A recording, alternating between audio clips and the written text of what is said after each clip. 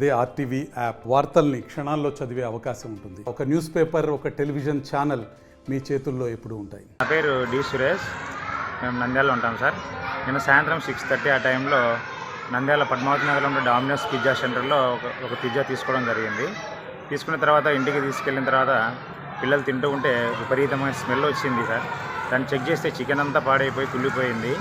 వెంటనే దాన్ని తీసుకొని పిజ్జా సెంటర్ దగ్గరికి వెళ్ళడం జరిగింది సార్. ఆ వెళ్ళిన తర్వాత వాళ్ళకు చూపిస్తే వాళ్ళంతా నిర్లక్ష్యంగా సమాధానం చెప్తున్నారు.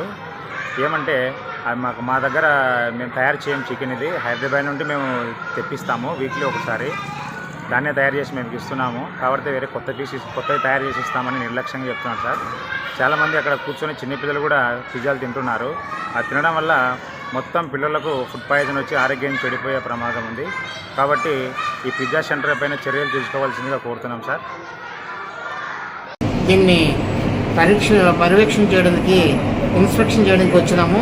ఇన్స్పెక్షన్ చేస్తూ ఈ పిజ్జా సెంటర్లో కొన్ని ఆహార పదార్థాలని శాంపిల్గా సేకరించి అది ఫుడ్ ల్యాబొరేటరీ ఆచారానికి పంపించడం జరుగుతుంది. ఏమని కంప్లైంట్ ఇచ్చాను సార్ కస్టమర్? పిజ్జాలో స్మెల్ వస్తుందని, ఏవో పార్టికల్స్లో స్మెల్ బాగా వస్తుందని తినలేకపోతారని చెప్పి పిల్లలు వామిటింగ్ చేసుకున్నారని వాళ్ళు ఫిర్యాదు చేసినారు. ఆ ఫిర్యాదుల ఆధారంగా మేము ఈరోజు వచ్చి ఇక్కడ ఇన్స్పెక్షన్ చేసి తీసి శాంపుల్ తీసి ల్యాబ్కు పంపిస్తాం. నా పేరు డి సురేష్. మేము నంద్యాలలో ఉంటాం సార్. నేను సాయంత్రం 6:30 ఆ టైంలో నంద్యాల పద్మావతి నగరంలో డామినోస్ పిజ్జా సెంటర్లో ఒక పిజ్జా తీసుకోవడం జరిగింది. తీసుకున్న తర్వాత ఇంటికి తీసుకెళ్ళిన తర్వాత పిల్లలు తింటూ ఉంటే విపరీతమైన స్మెల్ వచ్చింది సార్. దాన్ని చెక్ చేస్తే చికెన్ అంతా పాడైపోయి కుళ్ళిపోయింది. వెంటనే దాన్ని తీసుకొని పిజ్జా సెంటర్ దగ్గరికి వెళ్ళడం జరిగింది సార్.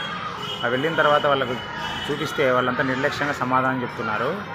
ఏమంటే మా దగ్గర మేము తయారు చేయం చికెన్, ఇది హైదరాబాద్ నుండి మేము తెప్పిస్తాము వీక్లీ ఒకసారి, దాన్నే తయారు చేసి మేము ఇస్తున్నాము కాబట్టి వేరే కొత్తవి తయారు చేసి ఇస్తామని నిర్లక్ష్యంగా చెప్తున్నారు సార్.